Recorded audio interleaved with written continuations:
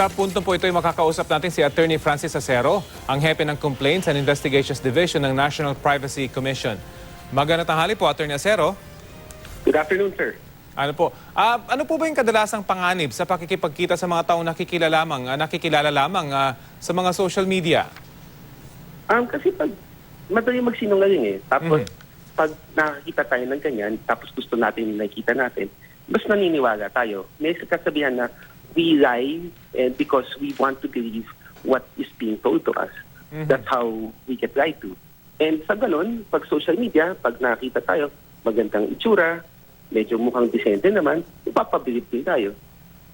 So kumbaga yung mga mapagsamantala ay mas madaling magamit yung social media para sa kanilang mga balakin. Yes, lalo na yung mga matatamis na salita. Hindi tayo nagiging mas maingat pag ganun. Sa inyo po bang obserbasyon, tumataas yung mga insidente ng mga ganitong krimen na bunsod ng maling paggamit ng social media at paggamit mismo nitong kahinaan ika nga ng social media? Madalas yan, no? Dati na nangyayari yan, no? Kahit wala pa yung social media, pero dahil ngayon nandiyan yung social media, nandiyan instantaneous. Tapos may tendency tayo na maniwala at magtiwala kagad-agad. Mas lalong naging madali para sa mga itong may masasamang balak na gumawa ng kalokohan. Para na rin po sa kabatiran ng ating mga manonood, ano-ano po ba yung mga modus na nauuso ngayon gamit ang social media? Ang ibang ginagawa ng ibang tao, no, tinatawag na catfishing. Sabawa, magkukum na rin sila na isa silang tao na hindi naman totoo, na kukunin nila yung information mo, no, mga datos mo, bank account, ID, gano'n. Tapos gagamitin na para sa ibang krimen, for example. Ano po ba yung tip ninyo? Kasi marami sa mga gumagamit ng social media, bagamat pinapanawagan na ito paulit-ulit at maging, for example, ang Facebook ay nananawagan din na huwag maglagay ng mga personal information, hindi ho ba, sa kanilang mga public accounts. Pero hanggang ngayon, meron pa rin hong gumagawa nito. Ano ba talaga dapat yung panuntunan pagka gumagamit kayo, lalo na ng mga public accounts? Kahit kahit private account yan, no? Huwag kayong maglalagay ng information about your cellphone. Yung kung ano yung PIN mo, kung ano yung SSS mo, yung PhilHealth mo, mga ganung bagay na dapat ikaw lang nakakaalam. Ikaw lang dapat nakakaalam. Hindi yan nakapasin kung saan. Kasi pag ginawa mo yun, para mo tinawag yung ibang tao, gamitin mo to. At kahit po yung pag-update, hindi ho ba? Kunyari, magbabakasyon or aalis ng bahay, may mga ganito kasi mga social media users na talagang minuminuto ay nag-update ng kanilang mga aktibidad sa social media. Opo, lalo na kung mag-isa kayo sa bahay o kaya may walang tao may iwan sa bahay, kung magpo-post ng litrato niya nang nagbabakasyon kayo. Kasi ibig sabihin, walang tao sa bahay. Yung mga ganitong krimen na perpetrated ng mga taong obviously ay nakatutok lamang sa social media at nag-aabang ng kanilang susunod na mabibiktima. Gaano ba yung crime solution rate natin sa mga ito at marami na bang nagrereklamo at humihingi ng tulong patungkol dito? Marami na rin sa ibang mga ibang forums, no. Hindi lang dito sa privacy pati sa PNP at sa NBI. Humingi na rin sila ng tulong. At marami talagang nagbantay sa lakay dyan sa social media na naghahanap ng kung exposed yung phone number mo, halimbawa, gagamitin na nila for anything from extortion to kung ano-ano bang ibang krimen. Sky's the limit, no? Kasi imagination is the limit kung paano nila ginagawa. Opo. Usually po, ano bang profile nitong mga nambibiktima? Usually ba kakilala nila yung kanilang mga nabibiktima or random lang talaga na nakita nilang pwedeng mabiktima yung gumagamit ng social media? It depends, no? Kasing dami yan ng nagmumodus yung iba gumagamit ng yung kakilala talaga nila, yung mga hacking incidents, for example. Yun ang kadalasan, kakilala mo yan.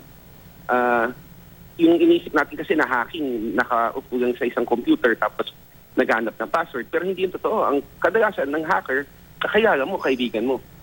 Ang tawag to, yung ibang crimes naman, they rely on the anonymity of social media na wala namang makakakilala sa akin pag tinira ko itong taong to, hindi ako matitrace. So, iba-iba yan. Opo. Well, attorney, bagamat may legal limit, hindi ho ba yung paggamit ng social media? Batid naman natin na kahit mga bata ay nag-o-open na nitong mga social media accounts. Ano bang tip niyo sa mga magulang na dapat ay gumagabay sa kanilang mga anak sa pag-o-open at paggamit mismo ng social media? Well, dapat kayo mismo, no? Mga magulang mismo, kayo dapat munang maging ahead sa digital literacy na tinatawag natin.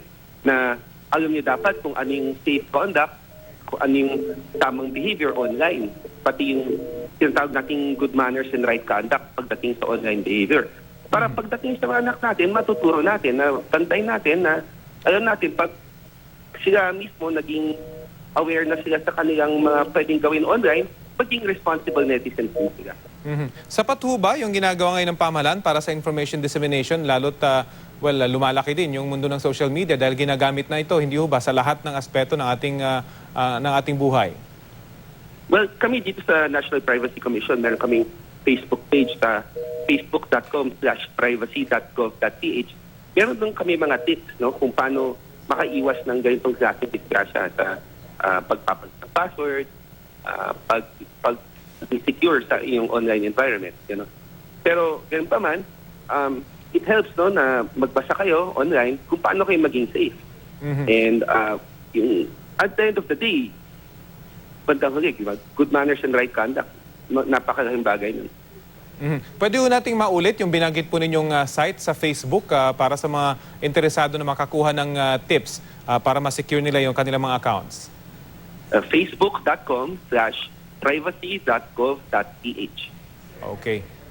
Pwede naman nilang i-search sa Google, hindi ho ba? Para sa mga nag-online, para ma-secure nga nila yung kanilang mga accounts. Finally po, tips po ninyo sa mga gumagamit ng social media, lalo pat pa-Christmas ngayon, may mga maraming greetings na lalabas, I'm sure, sa social media at kung minsan nagagamit ito ng mga kawatan. General tips lamang po sa ating mga manonood. Okay. Una, lagi kayo magpapalit ng password. Tapos ibang password sa ibang account. So, yung password mo sa Facebook, hindi yun ang password mo sa IG, hindi yun ang password mo sa Twitter.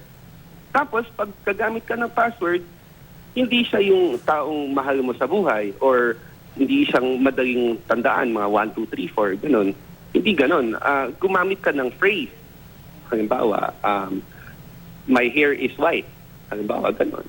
Tapos, haluan mo. Lagyan mo ng numbers, lagyan mo ng letters, lagyan mo ng all caps, at small caps. Tandaan natin na pag mas mahaba yung password, mas mahirap siyang i-crack. At mas maganda pong meron namang password recovery, hindi ba? Kasi yung iba ay kinakatakot, baka makakalimutan yung kanilang password. Kaya yung madaling password, yung kanilang inilalagay. Pag ganun, at nahihirapan ka magtanda ng password, lagi kang gumamit ng two-factor authentication. Yung two-factor authentication, yung tatawagan ka ng Facebook, ng Twitter, ng IG. Pag nakalimutan mo yung password mo, may ibang gagamit ng password mo dapat. Maraming salamat po sa inyong oras, Attorney Francis Acero. Ang hepe po ng Complaints and Investigations Division ng National Privacy Commission.